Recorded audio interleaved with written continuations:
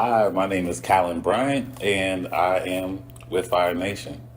I'm a master choreographer, creative director, dancer, and teacher, and just advocate for dance and youth overall. My profession is dance. This is all I do.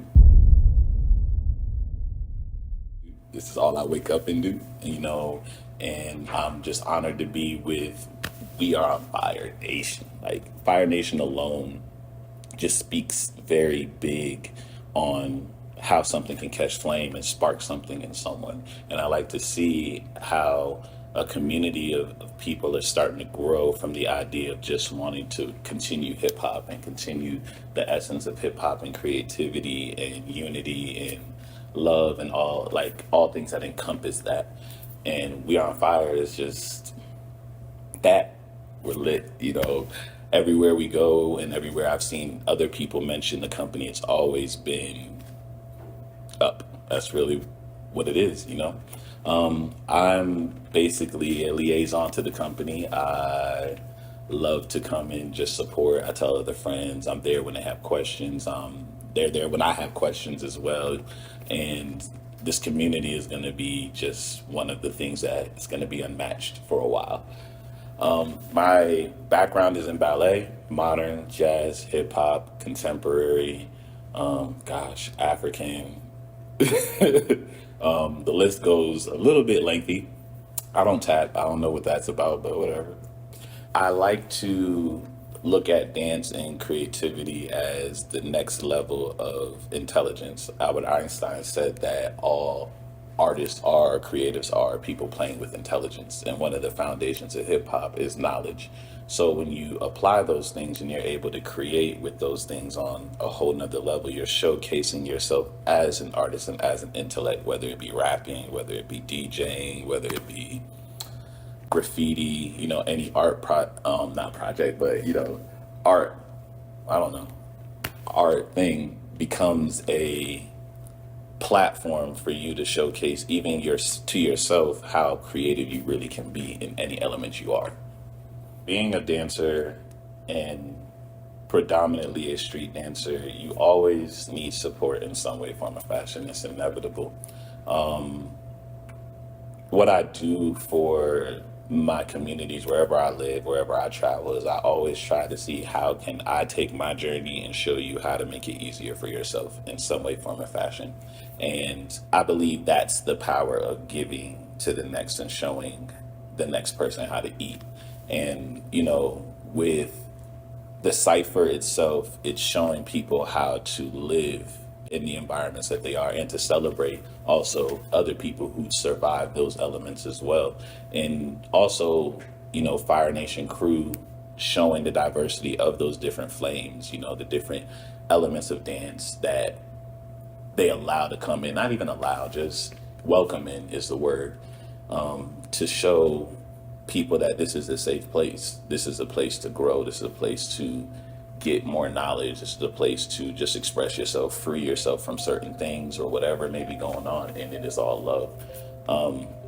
What I do again in the community is teach. I choreograph, I connect, and I was able to meet We On Fire by ways of a dance studio that I opened up and owned in Atlanta. I met Fyrefli. He had came into the audition, prominent, beautiful, amazing breaker, coming in there, spinning on his head and getting on their tails. And, he walked into a whole room full of other diverse dancers as well. I didn't really get to meet his wife till later on in the game, but as I watched him develop, the whole Fire Nation, We On Fire brand move, it has always been about culture, community, and education. And I'm always there for all the above, especially around Atlanta. I work with public schools. I work with television shows. I'm the choreographer for TV One, Urban Honors Awards. I'm a choreographer for a few Def Jam artists as well. And, we share the same respect for the art and the love for the art and the passion for giving it to the next. And with those two flames coming together, there's always going to be some type of eruption, and there always is. And having that community of like-minded people able to give more to the others, it's inevitable. There's no stopping the fire. As a choreographer and as a teacher, and I get to teach over almost 100 dancers a year, and well over 100 dancers a year, and I could choreograph well over 50 pieces, and working with my friends in Fire Nation and just, having those dialogues and conversation. What are we seeing in the students? What's going on in the generations before, after, and current? What's happening from hip hop in the past to hip hop in the currency? What's happening in ballet from the past into ballet in the currency? You're able to see the span and help, guide what might be missing, what helped me understand my passion and what I do, what helps you. Okay, cool. How can we take those two things, make them one whole thing, and give them to the max? And that's what I like to do in collaboration with anyone that I'm around. And they're basically family, all around. When you look at this company, we embody the same energy and the same heart, and that's to see people be great.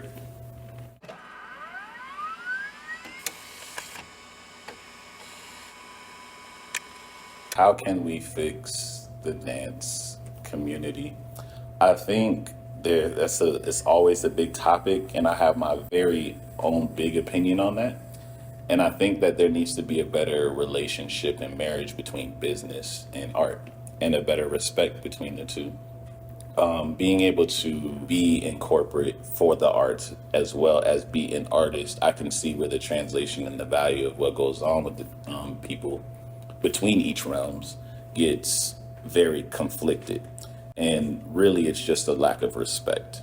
I think that as a dancer, we have to realize and remember that we are a business.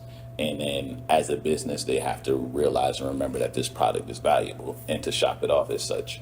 I think that in professional realms, there needs to be a better and 100% relook at how you respect artists across the board. A singer is not better than a dancer, or a choreographer is not better than a musician, is not better than the director, is not better than the writer who's in that situation, and they all should be eating within the same realm. The issue is people are fighting amongst each other for money instead of making sure everyone can eat, which then in turn makes everyone eat even more. I just think overall, when it comes down to the community, it needs better support in that atmosphere. There's no reason we can have $100 million meetings inside of a corporate building and have an event and we can't pay people. There is no reason why there's no budget or grants or funding after we can find that all over the nation, and we have dance programs and art programs struggling. I just believe between the knowledge of the arts and taking the time to learn more in business, that'll help them flourish more. And I think within business, they would come and help art more as they understand the value of each in each realm, and then not to take advantage of either or from either parties. That's my view. Hey, my name is Ricky. I also go by Lucia or Scar in the dance scene of Atlanta.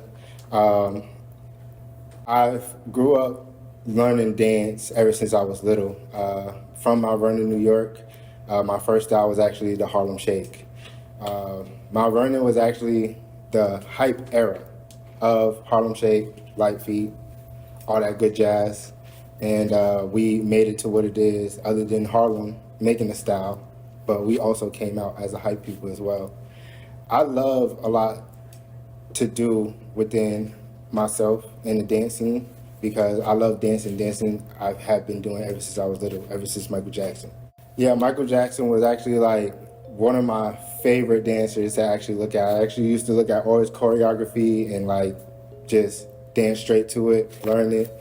I've evolved from that into Amarion, You Got Served, and The Clowns with Rise as well, which a lot of people don't know about. Everybody just jumped straight to Stomp the Yard, just to give a fact on that. It made me who I am today, a contortionist, hip-hop dancer, teaching classes now, and also being in the TV show as a dance coach. And I'm pretty much loving that, and being a hype person in clubs as well. Outside of dancing, I also do Twitch as well. So I'm making a dance podcast within that. And I'm actually liking what I'm doing on Twitch with my dancing because I'm actually getting more people to learn how to dance within another platform, except for being in the dance scene. which comes to my figure on Fire Nation. I've met Anthony through, well, aka Fyrefli, through dance battles. The first time I actually seen him go off was in Alabama. And I forgot the name of that competition, but he definitely went hard in there, and I feel like they jaded him. And from then on, I've been keeping up with Fyrefli, and sooner or later, I end up hearing about we on Fire Nation, we on Fire Cypher, and just been keeping up with their ciphers. I remember my first cipher I went to with them, it was probably Decatur Square, and I ended up meeting people from Germany there, a whole bunch of aspects and necessities that I could learn within the dance scene, dance community, dance business. A long time speaking with Fyrefli, I ended up meeting Kuma alonghand, and didn't know they were together. But when I found out that they were together, I was like, okay, this is a double entendre. This is a double problem right here, because, man, both of them together, they work very, very, very hard. And meeting them, it was like they taught me the business of dancing, of dance battles, making dance battles, how to do it, how to implement, how to like reach people, how to give out, how to market, and how to use the necessities that is around you. And I really thank Fire and Kuma for that. They also put me in my place. That's why I call Kuma Mama Kuma, and I call Fire Papa Fire, because both of them act like moms and dad in this dance community and in this dance crew. I've been here in the dance scene since I was 16, and I've seen how a lot of things have been jaded on dancers, have been jaded on dance events, of people trying to do events over other events. So I see a lot of the ins and outs on dancing, and I feel like we all need to come together as one and start really trying to implement times, implement stamp dates, except for just trying to go around and say, oh, forget it, I'm not going to do this competition this day, well, I'm going to do it that day when he's doing it, because I just want to try to knock him out of the course. That's why I feel like Fire and Kuma really goes through in this whole situation. Once I joined FyreNation Crew, I saw people starting to spam their posts, mark it as spam, report it as spam. Other than that, they would try to do events on the same day as them, and I didn't really feel like it's right. I had them do one of my first dance competitions, and both of them were judges. I had people actually step me to the side and talk about, yeah, I don't think the boyfriend and girlfriend judging thing is going to be a good work for them. That's not something that you would say to anybody, because most of the people that y'all put in the judging panels be putting their friends through the competitions just to get the money that they're eating off of, because they know part of that money is going to go within their pockets. But a lot of people don't talk about that. They do call me the whistleblower in this dancing because I do know a lot, but we're not going to get into all that because this is not the place and the time for that. But yeah, I just feel like most of us in the dancing really need to come together, especially as Black folks and especially as dancers, because we all really deserve to be unified. We shouldn't be divided, and we shouldn't be the type of people to be fighting amongst each other or none of that ignorant stuff. Hi, the name's Marcus. I go by Kryptonic. I'm a dancer, basketball coach, basketball player, all-around athlete. Dance has kind of always been in my life since I was a kid. I come from the background of dancing, background of music. It's just something that's always been with me. No matter how many times I've tried to turn away from it, it's pulled me back in with a bigger door. So I'm glad to be where I'm at now, truth be told, because where I was before, it wasn't even going that way, but I'm liking it. I started out as a clowner because, I was part of that group that liked to look at Tommy and the Clowns, everybody clowning around, getting down, crumping. And then I took it a step further and went to liquid, started animating, popping, doing a lot of ticks, a lot of waves, a lot of tuts. And it's kind of just become my life now. And what can I say? I'm living the dream at this point, so I can't be mad at anything. Come a lot farther than where I thought I was going to be. From having no support to having a support system. People saying dancing is the hardest thing to get into. And I mean, it is. You just got to show them something different with a little sauce. That's all they're really looking for. I'm blessed to have met the people that I'm around with. The whole FyreNation crew, We on Fire Cypher has definitely blown up in ways that I don't think none of us really thought it was going to blow up. It caught a lot of us by surprise, but definitely glad to be where we're at. Won't take nothing away from it, how helpful it is for the community, especially a lot of the young talents. They all look for a place to where they can just be themselves. And this is one of those aspects to where, hey, I can come here, be myself, not be judged, not have to worry about somebody else's biased opinion of me. I get to relax, be free, because that's what it is. It's an expression of you. So express yourself. It's what we all got to do. Everybody got a story to tell it, whether it's in writing, whether it's in motion, whether it's in painting. Somebody got to tell it. It's up to you to tell your story. And that's what we do here.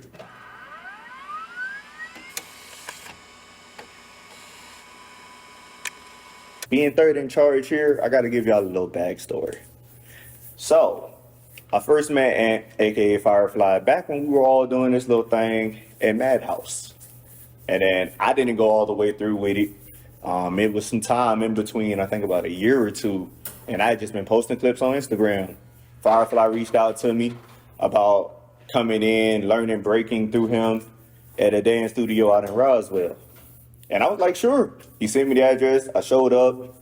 Literally within weeks of just practicing, having fun, that's where I finally met Kuma. And then that's where the whole idea and birth of FyreNation came from. I watched everything blossom from there, from start to finish, and we still going. 4 years in, man, 4 years in. And like I said, it works wonders for the community. Something so positive that hits in a way that nobody really thought it was, especially changing the views of how certain people view hip hop to be. From the aggression to, oh wow, they're doing something different. It's a positive, healthy aspect. It's encouraging kids to reach out and branch out and do different things. It's encouraging the community to figure out, hey, maybe we've been too hard on hip hop. Even with certain dance studios, it's like the foundation of a street style can really be taught from somebody of a street aspect. You just have to know how to balance the two. Don't get me wrong, choreographers, they do their thing. But when it comes to that heart and essence of what you're trying to get into the kids, a lot of it is going to be felt from that street passion.